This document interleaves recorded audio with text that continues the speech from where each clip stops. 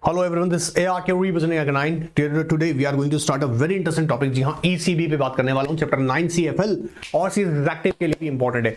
External commercial boring. जी हाँ, पहले यहाँ जो आपके सामने मैं प्रेजेंट कर रहा हूँ ICICI, जी हाँ ICSI नहीं ICICI, जी हाँ की वेबसाइट है जो खुद भी अपने आप में एक कहीं ना कहीं गाइड करता रहता है अपने कस्टमर्स को, क्लाइंट्स को, इन्वेस्टर्स को कि ECB के बारे में लोग जाने. और मैं इसको बताऊंगा, मैं उसको यहाँ याद रखिएगा, प्रमोट नहीं कर रहा हूँ, बट मैं आपकी नॉलेज के लिए कर रहा हूँ कि अगर हम वेबसाइट पर जाएं ICSI की और हम देखें कि ये आपको कैसे डिफाइन करता है कि ECB है क्या. जैसे जनरली फटाफट बताऊंगा, कुछ बच्चों ने सुना होगा बट जिन्होंने सुन रखा है, बहुत अच्छे से पढ़ रखा है, प्लीज और कोई काम करो, फटाफट जाके बाकी चैप्टर्स के रिवीजन लो, उन्हें रिवाइज करो. कोई क्वेरी है उनसे रिलेटेड तो ऑफ कोर्स हमें पूछो, ऑलराइट. और जिन्होंने नहीं पढ़ा है ध्यान सुनेगा, डेफिनेटली जिन्होंने पढ़ा है उनकी भी नॉलेज में इंप्रूव करूंगा.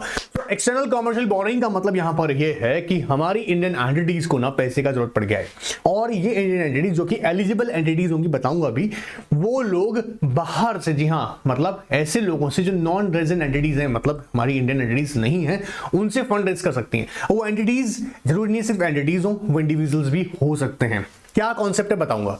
अब एक्सटर्नल कमर्शियल बोरिंग, वापस सुनिएगा, एक्सटर्नल कमर्शियल बोरिंग क्योंकि बाहर से पैसा आने वाला है, आ सकता है, लिया जा सकता है इंडिया में, तो यहां FDI के रूल्स भी लगेंगे. जी हां, फॉरेन डायरेक्ट इन्वेस्टमेंट्स. तो ये भी ऑब्जर्व किया जाएगा कि किन सेक्टर्स में ये पैसा आप इस्तेमाल कर सकते हैं, जिसे बोलेंगे हम यहाँ पे एंड यूज. तो एक तरीके की बोरोइंग नहीं है, ठीक है, बोरोइंग कर रहे हैं क्योंकि आप जानते हैं कंपनीज जो इंडियन कंपनीज हैं, दे आर एलिजिबल कि वो बाहर से फंड रेज कर सकती हैं, provided they are to required to follow what FEMA guidelines, वो उन्हें फॉलो करनी पड़ेंगी. अब पहले इंपॉर्टेंट कॉन्सेप्ट स्टार्ट हो जाता है, इसलिए ECB काम कैसे करता है, बहुत सिंपल सा क्वेश्चन है. अब देखो यहाँ पे जो मैं यहाँ पढ़ा रहा हूँ, आपको ध्यान से देखना, ध्यान से देखिए. Resident entities, how ECB works in India. Resident entities can raise ECB in Indian rupees. जी हाँ, फॉरेन करेंसी में भी यूज कर सकते हैं. इसकी जो इंस्ट्रूमेंट है ना, ये डेट इंस्ट्रूमेंट है, इसकी डिनोमिनेशन याद रखिएगा, इंडियन करेंसी में भी हो सकती है और फॉरेन करेंसी में भी हो सकती है. दोनों ही तरह से आप याद रखिए, इसको रेज कर सकते हैं, ठीक है. अब आगे कहता है and any freely convertible foreign currency. Freely convertible foreign currency का मतलब है जिसको आप अपना रुपये में, ये रुपये उस करेंसी में कन्वर्टेबल हो सके, परमिटेड हो. ECB can be raised under the automatic route as well as the approval route. Under ECB framework, under automatic route, the AD category first bank. AD category first bank मतलब authorized dealer. AD category first bank मतलब authorized dealer. जैसे मैं आपको example देके बताता हूँ, जो आपके scheduled commercial banks होते हैं generally, they are covered under AD category first bank. Examine the case and give the approval.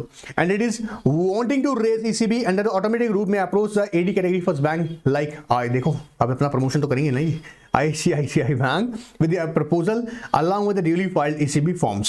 अब सर ये क्या होगा. अब दो बातें यहाँ पर बताऊंगा, पूरा डिटेल में समझाऊंगा. यहाँ याद रखिएगा, वेबसाइट से पढ़ाने का मकसद मेरा ये नहीं है कि सिर्फ आप वेबसाइट से रिलेटेड चले जाएं, पूरा डिटेल है, पूरा डिटेल में जाएंगे, समझेंगे, ठीक है. और इंपॉर्टेंट टॉपिक है, इसलिए हल्के में ना लीजिएगा, समझिएगा. कल को इसी बैंक के साथ अगर आपको जॉब लग गया ना, तो आपको तो आना चाहिए, राइट, चलेगा. अच्छा, एक रिसेंट न्यूज़ और दे दूं मैं आपको. अगर देखा जाए तो ECB की हालत, मतलब हमारी कंट्री ने रेस तो किया लेकिन बहुत अच्छा रिजल्ट नहीं मिल रहा है. जी हाँ, लास्ट अगर ईयर 2021 के अंदर अप्रैल की बात करूं तो यहाँ देखिएगा, एक बिजनेस रिपोर्ट में भी बताया गया है, India corporate ECB drops sharply in April as interest rates goes up in global economies. अब सिंपल सी बात है, इंडियन एंटिटीज क्यों बाहर जा रही हैं पैसा लेने, क्योंकि कंपैरेटिव इंटरेस्ट रेट पे उन्हें कहां से फंड रेज होता है, आउटसाइड इंडिया से. तो ऐसे केसेस में वो of course global, of course अगर हम बोले हमारी टेरिटरी के बियॉन्ड जाके भी फंड रेज करती हैं. बट अगर ना एक चैलेंज आता है, क्या चैलेंज आता है कि सपोज अज्यूम कीजिएगा अगर इंटरेस्ट रेट ही हाई है तो आपकी कॉस्ट ऑफ जो आपकी फंडिंग्स हैं, जो आप देखेंगे यहाँ पे, वो इंक्रीज हो जाएगा. कॉस्ट ऑफ इन्वेस्टमेंट इंक्रीज हो जाएगा, मतलब खर्चा बढ़ जाएगा ना. 100 रुपए का चीज पर 10 रुपीज का इंटरेस्ट पे कर रहे थे, आज का डेट में वो 15 हो गया. और उतना ही हमारे इंडिया में मान लीजिएगा अवेलेबल है 12 रुपीज पे, 13% पे, 14% पे, तो आप इंडिया अप्रोच करेंगे. तो कहीं ना कहीं देखा गया कि शार्पली ड्रॉप हुआ. अब देखो ड्रॉप भी छोटा मोटा नहीं हुआ है. Resources raised by the Indian companies why international borrowings levels sharply 361.6 million in April 2022 with interest rates in average economic going up. अब देखो, पहले तो हमको थोड़ा सा ना, जैसे मैं उम्मीद कर रहा हूँ कि कुछ बेसिक्स आपको पता हो, बट नहीं पता है तो कोई नहीं, सिर्फ अभी इतना ही मान के चलिएगा कि अभी जो बता रहे हैं उसमें ये है, एंटिटीज हैं वो फंड रेज करना चाहती हैं, कहाँ से, in the debt form, nature कैसा होगा, डेट फॉर्म में, आउटसाइड इंडिया से, जी हाँ ले सकती हैं, provided they are required to comply with the FDI guidelines. वो कुछ सारी बातें जो रूल्स रेगुलेशंस रिक्वायर्ड है वो हमारे इस मॉड्यूल से मैं अच्छे से आपको समझाऊंगा, देखिएगा, यही हम डिस्कस करेंगे। तो बेसिकली अगर देखा जाए तो क्या कर रहे हैं हम लोग, लोन्स ले रहे हैं। देखो ECBs क्या है, कॉमर्शियल लोन्स है raise by eligible resident entities from recognised non resident entities. एक एक को पकड़ के समझाएंगे कौन एलिजिबल एंटिटीज हैं, कौन ऐसा है जो कि यहाँ पे बोरोअर बन सकता है और कौन होगा जो लेंडर होगा। And should confirm parameters of minimum maturity, जैसे लाइक 3 इयर्स के लिए, permitted and non permitted and users, जैसे फॉर एग्जांपल शेयर मार्केट में पैसा नहीं लगाने देंगे, ठीक है, वहां अलाउड नहीं है, रियल एस्टेट में पैसा नहीं लगाने देंगे, वहां अलाउड नहीं है। ऑलराइट, अभी जाएंगे डिटेल में। Maximum all in cost selling, अब इसको रेज करने का खर्चा कितना आ रहा है वो भी चेक किया जाएगा। And the parameters apply in the totality and not an ऑस्टर्न बेसिस, मतलब जो पैरामीटर्स अभी बताए हैं मैच्योरिटी को लेकर, एंड यूज को लेकर, परमिटेड एंड यूज को लेकर, कॉस्ट इन और टोटल कॉस्ट, सेलिंग कॉस्ट कितना होगा, सारी एस्पेक्ट्स पूरी करनी होगी, सिर्फ एक ही पूरा करना ऐसा नहीं है।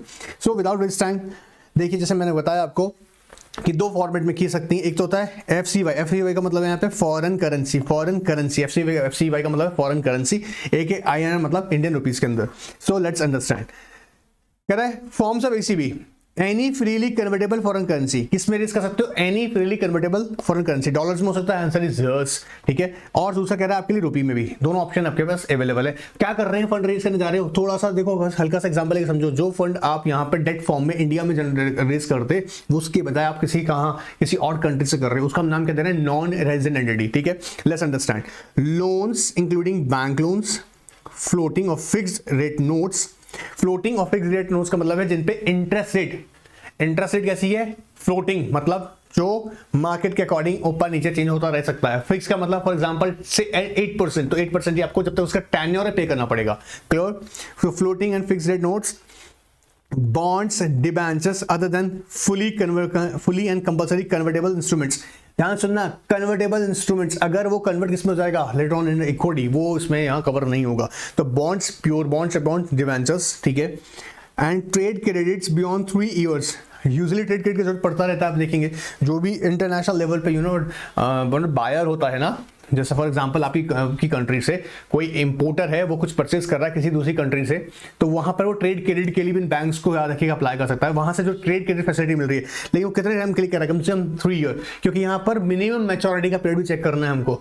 तो यहाँ कितना कह रहे हैं, मिनिमम 3 ईयर ट्रेड क्रेडिट। वैसे अगर किसी भी इंस्ट्रूमेंट की हम बात करेंगे जो कि लोन्स होंगे, डिबेंचर्स हैं, बॉन्ड्स हैं, जो कि फुली और पार्टली कन्वर्टेबल नहीं होने चाहिए, देखो other than fully and compulsory convertible नहीं, अगर पार्टली एंड ऑप्शनली कन्वर्टेबल है तो वो ECB में हम कंसीडर कर सकते हैं एज ए इंस्ट्रूमेंट। ध्यान से इन डेफिनेशन पकड़ना, ठीक है। लेकिन अगर कंपल्सरी एंड फुली कन्वर्टेबल है तो यहाँ ECB में इंस्ट्रूमेंट को नहीं कंसीडर करेंगे, क्लियर है। ट्रेड क्रेडिट है बियॉन्ड 3 इयर्स, जैसे मैंने कहा मुझे कोई मशीनरी परचेस करनी थी हमारे एंटिटी को, हमने ऑर्डर किया, अब वो वहीं के बैंक से ही हम क्या करेंगे, क्रेडिट फैसिलिटी ले लेंगे, जैसे बोला ट्रेड क्रेडिट, लेकिन वो कितना टाइम का होगा, beyond 3 year. FCC, foreign currency convertible bonds and foreign currency exchangeable bonds and financial lease. These are some examples of the instruments through which you can raise the ECB from the outside India. Of course, simple सा बात एकदम, ये क्या होगा financial currency के अंदर। अब आता है इंडियन रुपी के अंदर, देखो लोन्स इंक्लूड सारी एस्पेक्ट वही है, बैंक लोन आ गया, फ्लोटिंग फिक्स्ड रेट्स हो गए, bond debentures, preference shares, it includes preference shares, all right. Other fully of course हटा देंगे हम यहाँ पे, trade credit beyond 3 years, financial lease, also plain vanilla rupee denominated bonds issued overseas which can either be placed privately or listed on exchange as per host country regulations। से plane vanilla का answer रुपया आ गया। ये देखिए वापस सुनिएगा, ये भी एक क्या है, डेट इंस्ट्रूमेंट है जो इंडियन एंटिटीज क्या करती है, आउटसाइड इंडिया इशू करती है, और वहां उस एंटिटी में यहाँ देखिए जिस भी कंट्री में किया, उस कंट्री के, फॉर एग्जांपल यूएस में किया, तो यूएस के यहाँ पे रहेगा यूएस एक्सचेंज की इसको गाइडलाइंस फॉलो करनी पड़ेगी, जिसे बोलते हैं स्टॉक एक्सचेंज गाइडलाइंस, ठीक है। तो वहाँ सिक्योरिटीज एक्सचेंज, जी हाँ, सिक्योरिटी एक्सचेंज रेगुलेटर जो है उसकी गाइडलाइंस को फॉलो करना पड़ेगा इसको यहाँ पे। अब ये कह रहा है वो क्या है यहाँ पर जो एंटिटी, इंडियन एंटिटी, उसने बॉन्ड के फॉर्म में, जिसका नेम यहाँ लिखा है प्लेन वैनिला, मतलब जो यहाँ पर लिखा है प्लेन वैनिला रुपी डिनोमिनेटेड। अब वो उसकी डिनोमिनेशन कैसे इस बॉन्ड की, इन रुपी, बात पकड़ में आ रहा है, rupee, as per the host country regulations, that instrument is also treated as a you know what, eligible for ECB, क्योंकि वहां जो लोग पैसा इन्वेस्ट कर रहा होगा, क्योंकि वो रिपाट्रेट होगा, रिपाट्रेट मतलब समझते हैं ना, अपना कंट्री में पैसा इस्तेमाल करेंगे उससे से, तो क्या कर रहे हैं, वहां के जो कि नॉन रेजिडेंट है वो उस बॉन्ड में इन्वेस्ट करेंगे। अब वो दोनों एस्पेक्ट कर रहा है, प्राइवेटली भी हो सकता है या फिर जैसा उस होस्ट कंट्री, जिस कंट्री में आप कर रहे हैं वो डिसाइड कर बताएगा, तो वो रिपाट्रेट होगा। अगर मान लीजिएगा आप यहाँ पर अगर इंडिया में पैसा आएगा, वो भी हमारा ईसीबी के तरह ट्रीट किया जाएगा। बात पकड़ में आ रहा है, सिंपल सा है। चलिए अब आगे देखते हैं। अब कहते हैं एलिजिबल बोरो कौन लोग हैं, ये एग्जाम के पर्सपेक्टिव से इंपॉर्टेंट है। All entities eligible to receive FDI, कौन कौन, जो एंटिटीज एफडीआई रिसीव कर सकता है वो भी ईसीबी में आ सकता है। अब ध्यान सुनना ना, जैसे पोर्ट ट्रस्ट या united sales, SIDBI, Exim bank, I hope ये क्लियर होंगे मेरे बच्चों को, ठीक है। ये अगर आप लोगों ने याद रखिएगा ईसीबीएल पढ़ा है, चैप्टर 1 पढ़ा है ना, तो उसके एस्पेक्ट्स में सब कवर की हुई हैं, चैप्टर 1 और 2 के अंदर हम देख सकते हैं। प्रोफेशनल स्टूडेंट्स को आते हैं, ये क्लियर होंगी। पोर्ट ट्रस्ट है, पोर्ट ट्रस्ट बोलो ना एक बार, पोर्ट ट्रस्ट हो सकता है या फिर यूनिट ऑफ इंसाइज हो सकती हैं, ठीक है। इसके अलावा एलिजिबल ऑफ सेडबी, ठीक है, या हम बोल सकते हैं EXIM bank, export import bank याद होगा, ठीक है। And registered entities engage in micro finance activities, registered for not for profit companies, registered societies, याद रखिए रजिस्टर्ड वर्ड यूज हो रहा है, trust, cooperatives, non government organisations, permitted to only raise Indian ECBs of. फिर आगे कहता है, देखो ध्यान सुनना, एलएलपी जो है ना, इंपॉर्टेंट छोटा सा क्वेश्चन एग्जाम में हो सकता है, सब क्वेश्चन बना के आपके लिए एलएलपी कर सकती है। Of course not, I hope SBC के अंदर पढ़ाए थे, आप लोगों को याद होगा। LLP eligible to raise ECBs, LLPs are not eligible to raise, of course, क्योंकि एफडीआई में नहीं आएगा। Not eligible to receive FDI and they can not raise ECB. तो ऐसे कह सकते हैं हम simply, the entities which are eligible to receive FDI ना कैन रेज ईसीबीज, क्योंकि वो भी क्या है, फॉरेन डायरेक्ट इन्वेस्टमेंट्स। याद रहेगा, याद रहेगा। अब देखो यहाँ पे वापस से कौन कौन से हमने बोला, पोर्ट ट्रस्ट है, यूनाइटेड सेल्स हैं, ठीक है, यूनाइटेड सेल्स हो सकती हैं, एक्सिम बैंक हो सकता है, बोलो ना, सिडबी हो सकता है, ठीक है। रिकॉग्नाइज्ड एंटिटीज हैं, जो कि हम बेसिकली कह रहे हैं registered entities engage in micro finance activities है। माइक्रो फाइनेंस एक्टिविटीज आपने पढ़ा होगा, आई होप एनबीएससी वाला कौन से पढ़ा है तो उसमें देखा होगा। माइक्रो फाइनेंस एक्टिविटीज हैं, या फिर रजिस्टर्ड नॉट फॉर प्रॉफिट्स हैं, या रजिस्टर्ड सोसाइटीज, ट्रस्ट, कोऑपरेटिव्स हैं, रजिस्टर्ड सोसाइटीज, कोऑपरेटिव्स हैं, ठीक है। They can raise the funds. अगर नॉन गवर्नमेंट ऑर्गेनाइजेशन से, नॉन गवर्नमेंट ऑर्गेनाइजेशन तो इंक्रीज किस में, इंडियन रुपीज में ही करेगा। नाउ रिकॉग्नाइज लेंडर, अब इंटरेस्टिंग है, बोल रहे हैं रिकॉग्नाइज लेंडर मतलब नॉन रेजिडेंट एंटिटी कौन है, lender resident of FA, financial action task force. जी हाँ, ये कौन होती है, अगर कोई भी आपको पता होगा ना ऐसा कंट्री जो कि ब्लैक लिस्ट में, इंटरनेशनल मार्केट में, ब्लैक लिस्ट में मतलब इंटरनेशनल लेवल पे अगर देखा ग्लोबली कोई भी ऐसी कंट्रीज है लाइक पाकिस्तान, ठीक है, कि ये क्या करता है, टेररिज्म को सपोर्ट करता है, ब्लैक मनी को सपोर्ट कर रहा है, ठीक है, करप्शन के मामले में ये गड़बड़ करता है, तो ऐसा कंट्रीज को क्या कहते हैं, चलो भागो यहाँ से।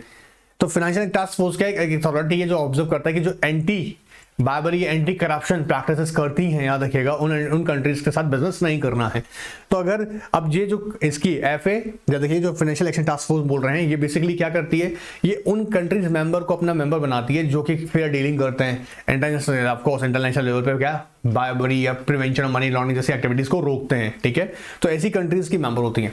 अब कह रहे हैं कि अगर मान लीजिएगा हम ईसीबी करने की बात कर रहे हैं, तो लैंडर कौन सा होगा, लैंडर जो कि इन कंट्रीज का मेंबर है, किसके अंदर आता है, फाइनेंशियल एक्शन टास्क फोर्स के अंदर आता है, या इंटरनेशनल ऑर्गेनाइजेशन सिक्योरिटी कमीशन के साथ उसके गाइडलाइंस को कंपाइल करती है कंट्रीज, वो उसको ऑफ कोर्स वो कर सकती हैं, लैंडर हो सकती हैं।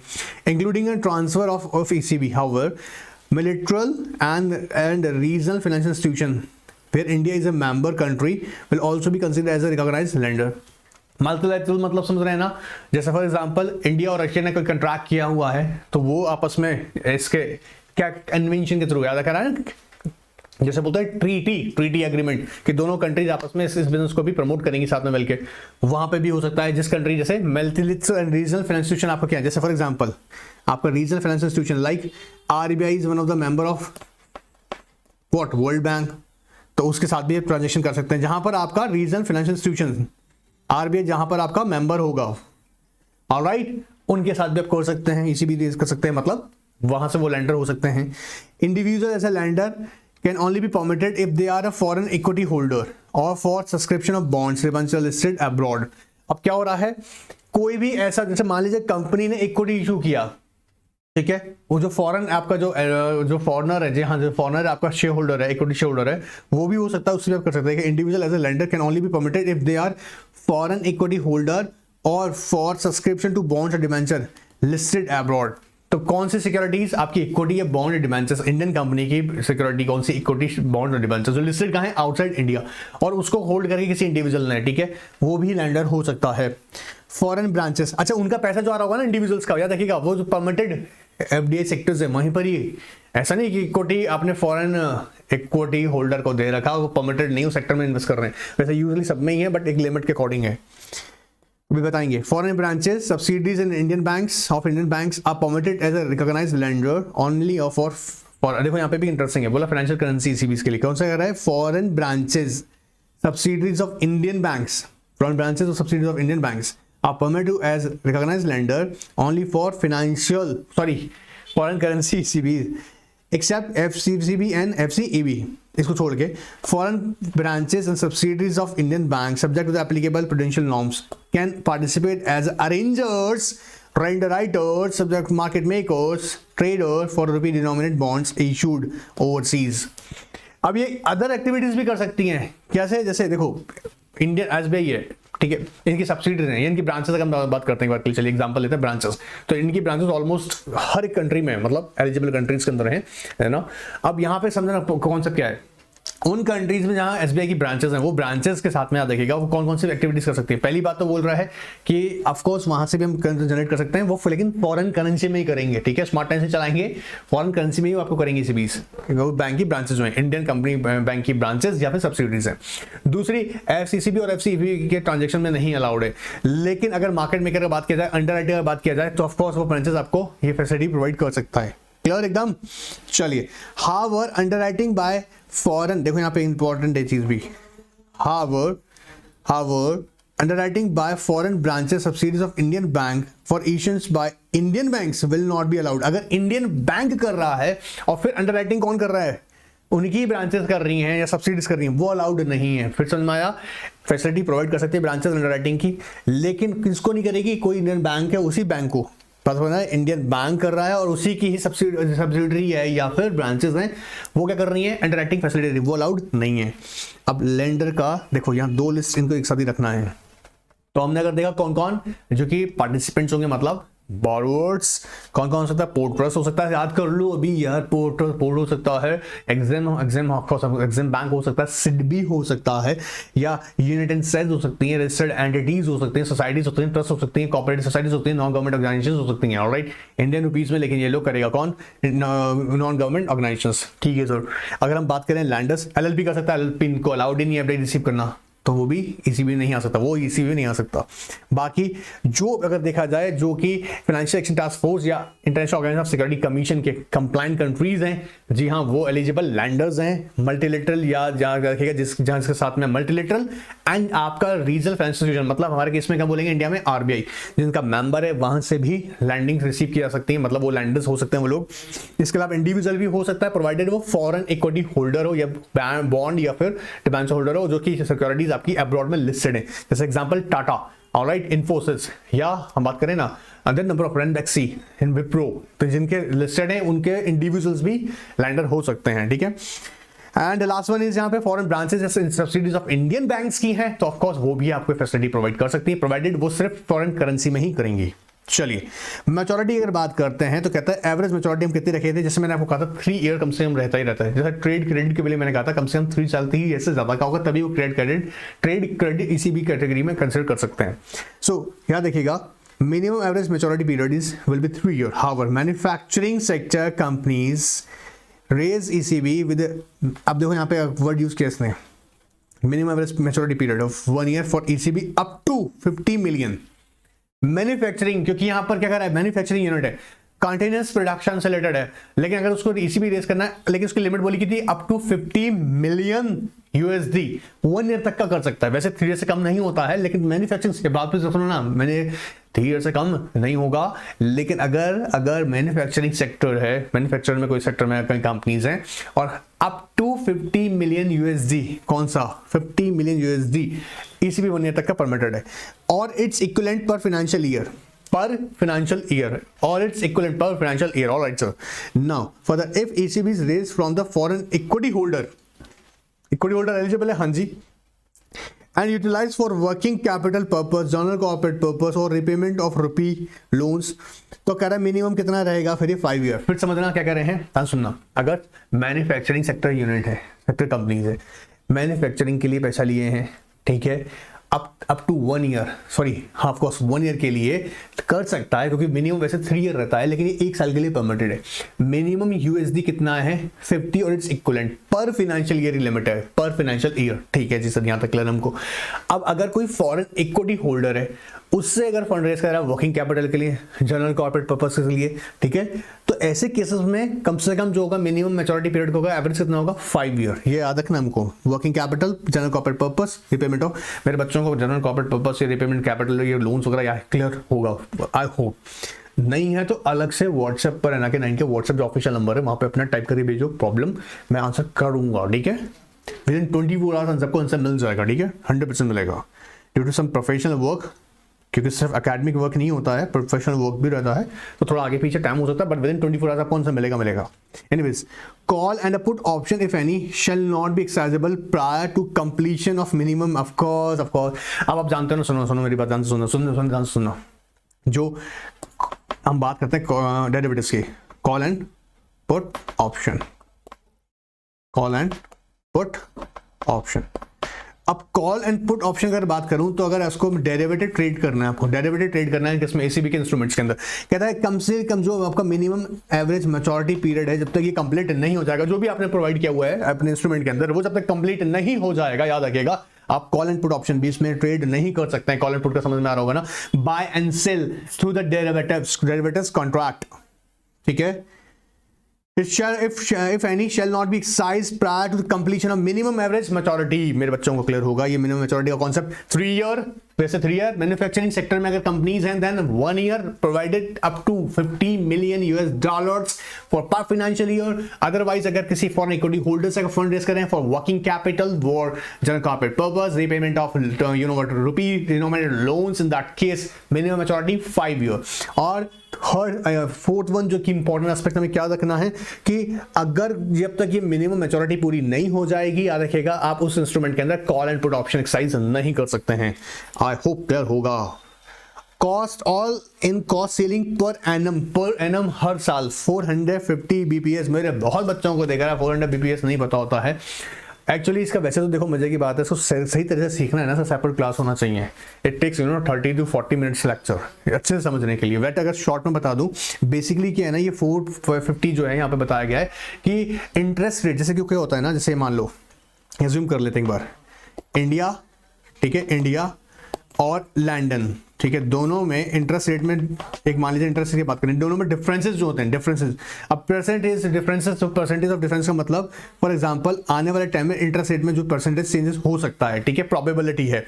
तो यहाँ पर जब भी हम होता है ना, जैसे मान लीजिएगा अभी मैंने रिसेंट एक स्टडी पढ़ा था कि स्टडी उसके अंदर था कि एप्पल ने इंट्रोड्यूस किया, एप्पल ने एक अनाउंस किया कि भाई उसके सेल जो बहुत हाई हो गई, एकदम सेल्स बहुत बढ़ी है, सेल्स बढ़ी है, तो वहाँ पर अनाउंसमेंट किया गया कि भाई ठीक है, इस लेवल पर इंटरेस्ट रेट को हाई करेंगे। अभी आपको याद हो, हम एक न्यूज़ पढ़ रहे थे यहाँ पर, जब आपको ये बता रहा था क्या हुआ है कि देखो ग्लोबल मार्केट में इंटरेस्ट रेट क्या हुआ है, हाई हुआ है। ग्लोबल मार्केट रेट में क्या हुआ है, ग्लोबल मार्केट में इंटरेस्ट रेट हाई हुआ है। अब इसका मीनिंग समझो क्या कहना चाह रहे हैं। जब हम ये कहना चाह रहे हैं बढ़ गया, तो यहां जो हम सीबी को बोलते हैं ना, बेसिस पॉइंट, BPS, इसे बोलते हैं बेसिस पॉइंट, ठीक है। बेसिस पॉइंट का मतलब यहां पर कभी इंटरेस्ट रेट कितना परसेंटेज से बढ़ सकता है, इसको कैलकुलेट करते हैं 100 डेसिमल से, मतलब 100% डेसिमल से। बेसिकली ये 450 जो बोला जा रहा है यहाँ पर, इसको 100 को हम 1/10 मतलब 100% जो है बेसिकली 1% ऑफ है, 1% ऑफ 100। इट मींस 450 को अगर हम डेसिमल्स में कंसीडर करेंगे तो ये 4.50। अब ये 4.50 क्या है, ये पूरा कॉन्सेप्ट बहुत इंटरेस्टिंग कॉन्सेप्ट है। सो यू नो व्हाट, इससे मजा तक पाएगा पढ़ाने में, जब अब यू नो व्हाट मैं इसका सेपरेट क्लास के लिए प्रॉपर बनाऊं। बट अभी क्योंकि यहाँ की रिक्वायरमेंट समझाने के लिए बता रहा हूँ, तो ये 100 जो है बेसिस पॉइंट है बेसिकली। इसके यहाँ पे बात कर रहा हूँ कितना, 450 जो बात कर रहा है, और 100 जहाँ पे हम लोग लेंगे बेस स्टैंडर्ड जो है, बेस स्टैंडर्ड। तो यहाँ कहने का मतलब है जो लोन आप जनरेट कर रहे हैं ना in the form of ECB, it can be increase maximum कितना, 4.5% तक बढ़ सकता है, इंटरेस्ट रेट में चेंज आ सकता है। अब ये देखो ध्यान सुनना, जब हम इसको यहाँ वर्ड यूज कर रहे हैं 400 bps, 400 bps मतलब अब अगर एग्जाम में आता है तो अभी शॉर्टकट ट्रिक बता रहा हूँ, डिवाइडेड बाय 100 मतलब 2 डेसिमल्स यहाँ से अगर देखेंगे कंस करके तो 4.5। ये 4.5 का मतलब है कि इंटरेस्ट रेट इतना तक हाई हो सकता है, क्योंकि यहाँ पर 2 डिफरेंट करेंसीज इन्वॉल्व हो गई हैं। तो यहाँ पर क्या हो सकता है, जैसे फॉर एग्जांपल 10 है तो मैक्सिमम कितना हो सकता है, ये 14.50 फर्दर बात पकड़ में आ रहा है, इसलिए हम बोल रहे हैं all in cost per annum. ये ऐसा नहीं कि होगा ही, ये मैक्सिमम 450। क्या होगा आई होप, फिर भी इसको डिटेल में समझना है ना, then I have to prepare, don't worry, I will prepare separate video on this topic. Now other cost की अगर बात करें, अब देखो ये मजे का बात है, बोलता है सुनो ध्यान से एक बात, बोला प्री पेमेंट चार्ज और penal interest if any for default और breach of a covenants should not be more than 2% over and above contracted rate of interest on the outstanding principal amounts and will be outside the all costs and ceiling। अगर क्या कर दिया, breach कर दिया covenant में या delay कर दिया, पेमेंट डिफॉल्ट कर गए, तो क्या लगाएगा पेनल इंटरेस्ट रेट, लेकिन वो 2% से ज़्यादा नहीं होगा, 2% ज़्यादा नहीं होगा। फॉर एग्जांपल 10% तो हम इंटरेस्ट स्टार्ट कर ही देते, 2% से ज़्यादा नहीं होगा। ये डायरेक्टली ऐसे कैलकुलेट नहीं होगा, बता रहा हूँ, फिर अभी मैं एग्जांपल समझाने के लिए बता रहा हूँ, डायरेक्टली ऐसे कैलकुलेट नहीं होगा, फिर बोल रहे हैं ठीक है। तो यहाँ पर क्यों कह रहे हैं मैक्सिमम जो होगा वो 2% ज़्यादा नहीं हो सकता। अब देखो दूसरी बात इंपॉर्टेंट समझना, 2% ज़्यादा नहीं होगा, उसके बाद क्या बोलता है वो, जो कि इंपॉर्टेंट है, जो कि हम कॉस्ट एंड सीलिंग देख रहे थे ना, ये मैं कह रहा था आपको इंटरेस्ट रेट यहाँ पे हम 450 पीस जो कि आगे बढ़ सकता है, बता रहे थे आपको, ये इन फ्यूचर चेंजेस हो सकता है। अब यहाँ समझना है इंपॉर्टेंट, जब आप पैनल या अदर कॉस्ट लगा रहे हो तो इस कॉस्ट के अंदर 2% आप कैलकुलेट नहीं करोगे, ये कैलकुलेट नहीं होगा, वो कॉस्ट एंड सीलिंग में अंदर कवर नहीं किया जाएगा, ठीक है। क्योंकि वो क्या है, अगर आपने किया और वो इस तरीके से अगर डिफॉल्ट किया तब ये 2% तक देना है, लेकिन 2% मैक्सिमम है, इससे ज़्यादा आप इंटरेस्ट उस पर पेनल्टी चार्ज नहीं कर सकते हैं। अब एग्जाम में देखो ये क्वेश्चन पूछ सकता है आपसे नेगेटिव एग्जीक्यूटिव वाला, ध्यान दें ये नेगेटिव आ सकती है आप लोगों के लिए, फाइनल भी ध्यान दें। नेगेटिव लिस्ट का मतलब यहाँ पे क्या है कि यहाँ पर आप अपना कमर्शियल ऑफकोर्स ईसीबी का पैसा नहीं लगाएंगे, एक्सटर्नल कमर्शियल बोरिंग का पैसा इस्तेमाल नहीं करेंगे, क्या नहीं करेंगे, रियल एस्टेट एक्टिविटीज में investment, capital market, equity investments, control बढ़ जाता है, रियल एस्टेट जमीन बांट दें इनको नहीं, ठीक है। तो negative list for which ECB proceeds can not be utilised for to includes now real estate activities, investment, capital market and directly investment allowed नहीं है, समझ में आ रहा है ना, directly foreign direct investment and working capital purposes except for foreign and equity holder. अभी तो बोल सकते थे हाँ सर चल ही सकते हैं, याद रखिएगा उसके लिए 5 ईयर वाला कॉन्सेप्ट रखेंगे। अगेन जनरल कॉर्पोरेट पर्पस अभी बताए थे 5 ईयर के लिए होगा कम से कम, and rupees of course loan of course ये भी 5 ईयर के लिए होगा, अभी पूरा पढ़ा है हमने ऊपर।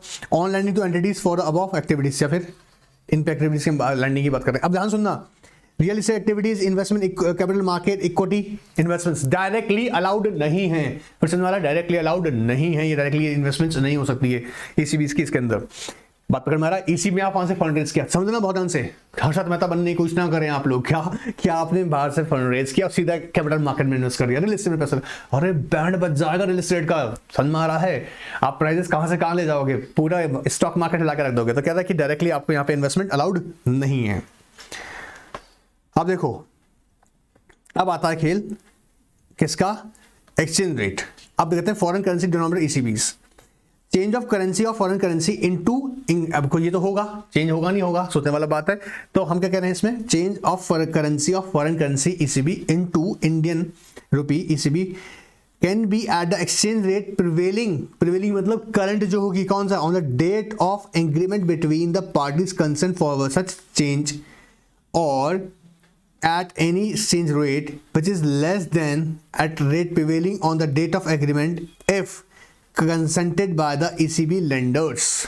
बात पकड़ना ध्यान से, कब कह रहे हैं, जिस दिन एग्रीमेंट एंटर होगा उस दिन एक्सचेंज रेट देखेंगे, एडवांस थोड़ा लेके बैठ जाएंगे, समझाना भी। देखो कह रहा है कब, यहां पे हाईलाइट करो, at the exchange rate prevailing on the date of the agreement between the parties concerned for the such change or at the exchange rate।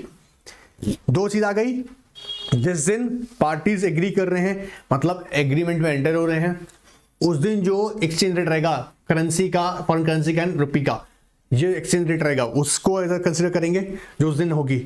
यह कह रहा है दूसरा, और at the an exchange rate, ये जो भी एक्सचेंज रेट चल रहा होगा, which is less than the at prevailing rate on the date of agreement. बात पकड़ में आ रहा है? या हमने जो भी एक्सचेंज प्रिवेल कर रहा है उससे, या जिस दिन डेट किया जा रहा है एग्रीमेंट उस दिन, दोनों में जो भी होगा डिफरेंस जो लोअर होगा वो कंसीडर कर लेंगे, ठीक है। नाउ बट कंसेंट किसका होगा? ऑफ कोर्स लेंडर का। Now for conversion to rupee exchange rate shall be the rate prevailing on the date of settlement, मतलब डेट ऑफ सेटलमेंट जिस दिन क्या कर रहे हैं, जिस दिन अमाउंट पूरा दिया जा रहा है। फॉर एग्जांपल 3 ईयर की आपका ECB था और आज उसका पूरा अमाउंट कर रहे हैं, है ना, फुलफिल किया जाएगा। तो जब भी हम सेटलमेंट कर रहे होंगे, सेटलमेंट का देखो यहाँ पे 2 बात समझना। अब यहाँ पर जब हम बोल रहे हैं, यहाँ पर एग्रीमेंट को कंसीडर किया था, यहाँ पे जब जिस दिन एग्रीमेंट किए मतलब पार्टी कंसीडर कर रहे हैं, और यहाँ पर जिस दिन हम सेटलमेंट फाइनेंस कर रहे हैं, कब? इंडियन रुपी के केस में। यहाँ पे कैसा है? इंडियन डिनोमिनेटेड ECB, उस केस के अंदर कब देखेंगे? जिस दिन सेटलमेंट हो रहा है, जिस दिन फुलफिलमेंट हो रही है, ठीक है, ऑफ द कॉन्ट्रैक्ट, मतलब पेमेंट्स हो रही हैं। अब देखो हेजिंग का पीछे लॉजिक क्या है? जो अभी हमने ऊपर देखा था ना कि इंटरेस्ट रेट बढ़ जाता है, ठीक है, और कहीं ना कहीं जो फॉरेन करेंसी में हम देखेंगे जो एक्सचेंज रेट है इसमें भी चेंजेस होते हैं। तो बेसिकली यहाँ पर ये कहा गया ECB बोरोअर को कि आप क्या करें? फाइनेंशियल हेज करें। फाइनेंशियल हेज का मतलब समझना क्या होता है? फाइनेंशियल हेज का मतलब यहाँ पर इस सेंस से है कि जो भी चेंजेस आएंगे इंटरेस्ट परसेंटेज में आएंगे या फॉरेन एक्सचेंज, जो कि हम यहाँ बताने की कोशिश कर रहे हैं, एक्सचेंज रेट के अंदर चेंजेस आएंगे, उससे आप अपने याद देखिएगा इंस्ट्रूमेंट को प्रोटेक्ट करें उसके फ्लक्चुएशन से। जैसे क्या होता है, जैसे अज्यूम करो एक बार के लिए, एक थोड़ा एग्जांपल देकर समझा रहा हूँ, ध्यान से समझना। देखिएगा, ऐसा अज्यूम करते हैं आपने ना लोन लिया, ठीक है, उसका रेट था 10%, ठीक है, और आप जब उसको एक्सचेंज करने जा रहे हैं, क्योंकि अब यहाँ पे क्या है, इंडियन करेंसी में और फॉरेन करेंसी में है, ठीक है, फॉरेन करेंसी के अंदर था ये, जब इसे कन्वर्ट कर रहे हैं इंडियन में, है ना, या vice versa, in that case what will happen, जो एक्सचेंज रेट होगी वो प्रिवेल हो जाएगी और अल्टीमेटली उसका इंपैक्ट आपके लोन के अमाउंट पे जाएगा। अब कम ज्यादा जो भी होगा, ये डिफिकल्टी हमेशा रही है, इसलिए हम मसाला बॉन्ड पढ़ते थे, याद होगा मसाला बॉन्ड पढ़े। अब प्रॉब्लम क्या है, इसको प्रॉब्लम को रिजॉल्व करने के लिए क्या करेंगे, आप इसके अगेंस्ट एक फाइनेंशियल हेज कर लेंगे। फाइनेंशियल हेज का मतलब होता है कि कोई ऐसा इंस्ट्रूमेंट परचेज किया जाएगा, वो खैर कैसे, इसका मतलब क्या होगा बताऊंगा, ठीक है, एक ऐसा इंस्ट्रूमेंट, फाइनेंशियल इंस्ट्रूमेंट परचेज कर लिया जाएगा कि अगर जैसे मान लीजिएगा यहाँ पर किसी भी रीजन से इंटरेस्ट रेट हाई हो गया, 11% भी हो गया, तो जहां फाइनेंशियल हेज करके against this instrument, against the इसके अगेंस्ट जो हमने बोरिंग की है ECB की, इसके अगेंस्ट हमने हेजिंग जब कर लेंगे, तो जहां पर जो इंस्ट्रूमेंट, फाइनेंशियल इंस्ट्रूमेंट में पैसा इन्वेस्ट कर रहे हैं, उसके थ्रू जो इंटरेस्ट रेट अगर हाई भी हो रहा है, तो इससे जनरेट होने वाले रिटर्न, जैसे फॉर एग्जांपल आपने क्या करा, पैसा इन्वेस्ट किया हुआ किसके अंदर, स्टॉक एंड इंडेक्स के अंदर इन्वेस्टमेंट किया हुआ है, या फिर आपने याद रखिएगा एक्सचेंज रेट पे ही किया हुआ है, तो इस अल्टीमेटली इसमें चेंज होने, जैसे मान लीजिए इंटरेस्ट रेट हाई हो गया और आपने डेरिवेटिव्स खरीदे हुए हैं, तो इसका इंपैक्ट इस पर आएगा। जैसे मान लीजिए आपने कॉन्ट्रैक्ट किया, अगर प्राइसेस इसके हाई हुए, मतलब इंटरेस्ट अगर हाई हुआ, तो इसका रिटर्न भी हाई हो जाएगा। मतलब फाइनेंशियल इंस्ट्रूमेंट का, डेरिवेटिव का बोल रहा हूं, ठीक है। जैसे आप देखेंगे डेरिवेटिव में क्या होता है, कॉन्ट्रैक्ट है जिसके अंदर हमें क्या कहते हैं, कहते कमोडिटी के प्राइसेस हाई होंगे या लो होंगे। ऐसे मैंने यहाँ पर फाइनेंशियल हेज क्या कर रखी है कि अगर कोई भी इंटरेस्ट, याद रखिएगा इससे अलग है, ये इससे अलग है, तो मैंने कहा कि अगर मान लीजिएगा अगर interest rate, foreign exchange rate, मान लीजिए हम मानते हैं फॉरेन एक्सचेंज रेट अगर हाई हुआ देन आई विल विन, और अगर लो हुआ देन आई विल लूज। अब क्या करते हैं यहाँ पर, इस केस में अगर हाई हो जाता है जो उसने बोरिंग की हुई है, तो याद रखिएगा इधर इसको नुकसान हो सकता है क्योंकि इसने बोरिंग की हुई थी, लेकिन इसे डेरिवेटिव कॉन्ट्रैक्ट कर लिया, मतलब हैज कर लिया उसको। अगर हाई हो भी जाता है तो यहां से उसको क्या बनेगा, रिटर्न इसको अच्छे मिलेंगे। तो इसमें होने वाली हाई इंटरेस्ट रेट या इसमें होने वाले चेंज को ये हैजिंग के थ्रू प्रोटेक्ट कर लेगा। एक तरह से कहा जाए कि अगर एक तरफ लॉस हो रहा है तो एक तरफ प्रॉफिट हो रहा है, उसको वो मैनेज कर लेगा। ये बोरोवर्स को बोला गया मैंडेटरी आपको हैजिंग करना। लेट्स अंडरस्टैंड, देखो, entities raising ECB are required to follow guidelines for hedging issued, if any. The concerned sectoral और prudential regulator, वो आपको कंसिडर करना पड़ेगा कौन सा आपका सेक्टर है, वो कितना आपको कह रहा है, कितनी परसेंटेज आपको hedging करनी पड़ेगी in respect of foreign currency exposures. Now, infrastructure space companies shall have a board approved risk management policy. किसके लिए कह रहा है, इंफ्रास्ट्रक्चर स्पेस कंपनीज के लिए, उनको तो मैंडेटरी है, आपको लेनी पड़ेगी क्योंकि रिस्क इन्वॉल्व है ना। मैं बोल रहा हूँ एक्सचेंज रेट है, यहाँ पे रिस्क इन्वॉल्व है। इंटरेस्ट रेट में अभी क्या बोल रहे हैं आपको कि अभी आपने देखा ना यहाँ पे न्यूज, ये न्यूज़ के अंदर क्या था सबसे बड़ा चैलेंज कि जब ग्लोबल मार्केट में ही इंटरेस्ट रेट हाई हो जाएगा, तो जब इंटरेस्ट रेट हाई हो रहा है तो कंपनीज को कहीं ना कहीं डिफीट कर, ये रिस्क नहीं हो गया। कॉस्ट ऑफ बोरोइंग अगर बहुत हाई हो जाएगी तो आपकी इन्वेस्टमेंट समझ रहे ना कि सेंसलेस नहीं है, आप फर्दर इन्वेस्ट कर रहे हैं पैसा, बट वो कॉस्ट ऑफ बोरोइंग बहुत हाई है। इसके लिए हम क्या कर रहे हैं, हैजिंग कर रहे हैं यहाँ पर, जो यहाँ पे क्या बोला गया, मैंडेटरी है। देखो, infrastructure space company shall have a broad board approved risk management policy. Further, such companies are required to mandatorily have 70% of their ECB exposures. exposures का मतलब जितने भी उन्होंने ECB से मतलब एक्सटर्नल बोरिंग कर रखी है, जितनी भी कर रखी है, वो 70% तक उनकी कौन सी फाइनेंशियल हैज होनी चाहिए. In the case average maturity of ECB is less than 5 year, 5 साल तक कम तक का है, 70% आपके सब ECB समझ जाएंगे क्या हैज होंगी. The designated ADKD bank first verify the 70% of the hedging requirement and comply with the during the currency of ECB and report a position to RBI inform ECB 2. Zero return जाएगा यहाँ से. The following operational aspects with respect to the hedging should be ensured. What? अब देखो, क्योंकि tension कहां पर हमको यही है ना, फॉरेन करेंसी, क्योंकि एक्सचेंज रेट ही तो इंपैक्ट करती है, उसी के लिए तो हम हेजिंग कर रहे हैं. यहाँ पे समझ में आ रहा है, फाइनेंशियल हेज करेंगे ताकि वो इंस्ट्रूमेंट अगर इंटरेस्ट रेट हाई भी होती है तो दूसरा जो हमने फाइनेंशियल हेज करके इंस्ट्रूमेंट लिया हुआ है उससे हम प्रॉफिट गेन कर लें. और डिपेंड करता है कि इंटरेस्ट रेट हाई का डाउट है या लो हो सकता है, उसी के अकॉर्डिंग हम अपना हेजिंग करेंगे. ठीक है, अब जैसे कह रहा है coverage, ECB borrower will be required to cover principal as well as coupon. Coupon मतलब इंटरेस्ट भी through financial hedge. Such financial hedge for all exposure on the account of ECB start from the time of each exposure. जब भी आप कर रहे हैं ECB, जिस दिन अभी ECB जैसे आपने आज बोरिंग आपकी कंफर्म हो गई, ECB आपकी कंफर्म हो गई है, देन आप साथ के साथ फाइनेंशियल हेज भी करेंगे. That is day liability is created in the books of the borrower.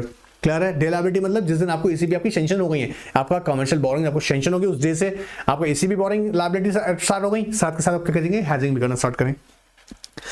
Tenure and roll over, अगर आप रोल ओवर कर देते हैं, रोल ओवर समझ रहे हैं ना, देन अगेन उसको रिन्यू कर रहे हैं.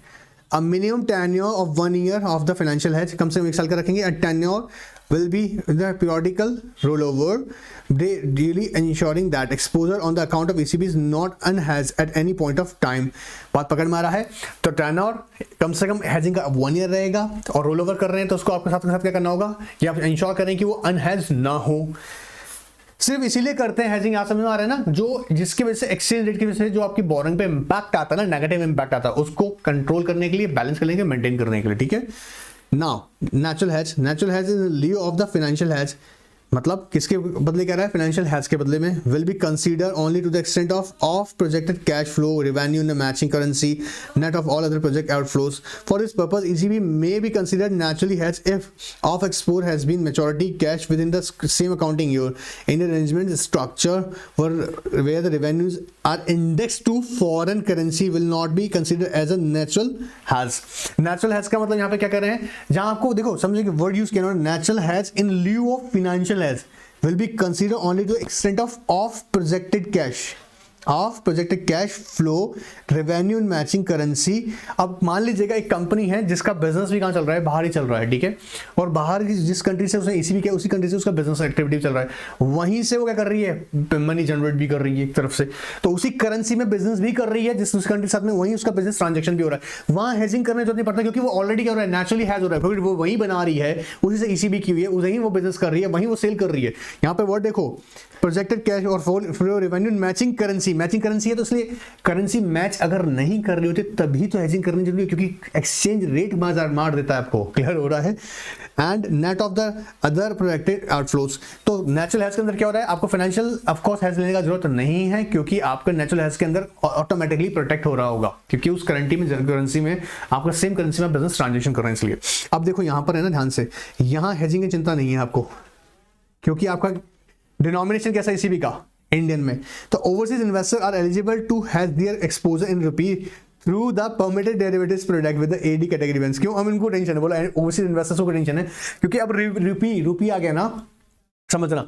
पहले हमको था, अब हमने को डिनोमिनेशन करी हमारे रुपी में. अब अगर रुपी वीक भी पड़ जाता है, मान लीजिए रुपी वीक पड़ जाता है, कल को वो जब एक्सचेंज करेंगे, क्योंकि उनका अल्टीमेटली वो जो कन्वर्ट होकर जाएगा वो तो किस में जाएगा, करेंसी, फॉरेन करेंसी. तो उनको टेंशन क्या है, बोले यार ऐसा डेरिवेटिव इंस्ट्रूमेंट लो, मतलब ओवरसीज इन्वेस्टर ऐसा डेरिवेटिव जो रूपी डिनोमिनेटेड है. देखो यहाँ पे कह रहा है overseas investor are eligible to hedge their exposure in rupee, तो उनको रुपी वीक होना चिंता है, इसलिए through the permitted derivatives product in AD category first bank in India. The investors can also access the domestic market through the branches subsidiaries of Indian banks or abroad branch of foreign banks with the Indian presence of a back-to-back business. तो वो जो उसने रुपए denominated है वो overseas investor इसमें करेगा रुपी के प्रोटेक्ट करने के लिए. क्लियर है? चलिए आगे देखते हैं.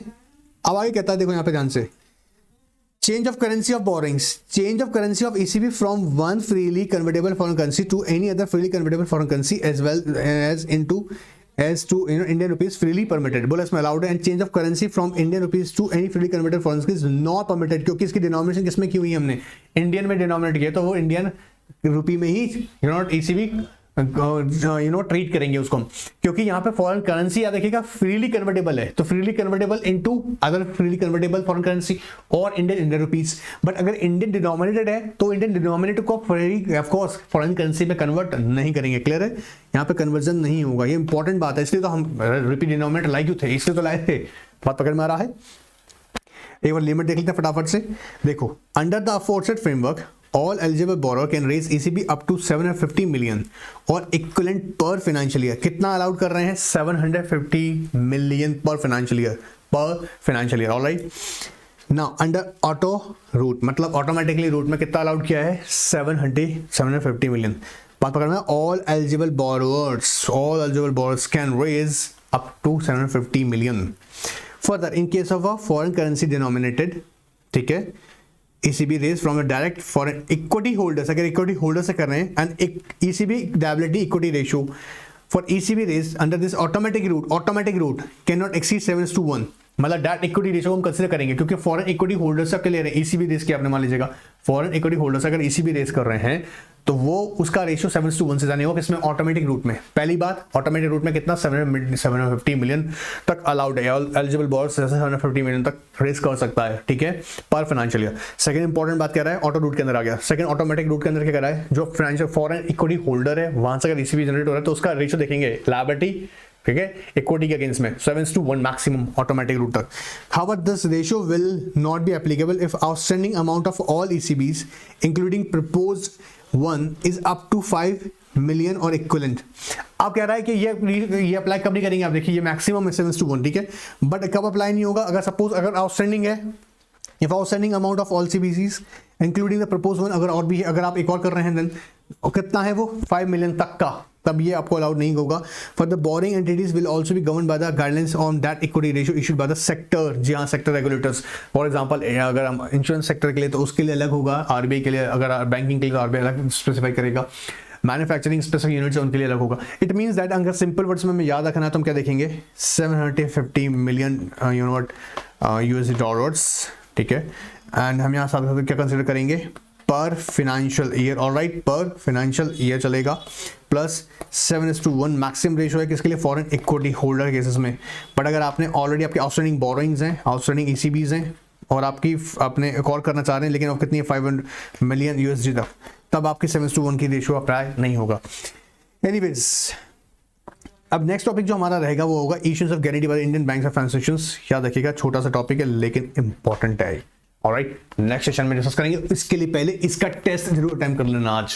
ऑलराइट, और नहीं जिनको मिला है वो हमें कांटेक्ट करें ऑफ कोर्स के व्हाट्सएप पे. डेफिनेटली आपका आंसर क्वेश्चंस आपको मिल जाएंगे. प्रैक्टिस मत करें, छोड़ना. आंसर्स का प्रैक्टिस करना ही है, आंसर लिख के प्रैक्टिस करना, आंसर लिख के प्रैक्टिस करना ही है. Alright, goodbye, take care, जल्दी मिलते हैं.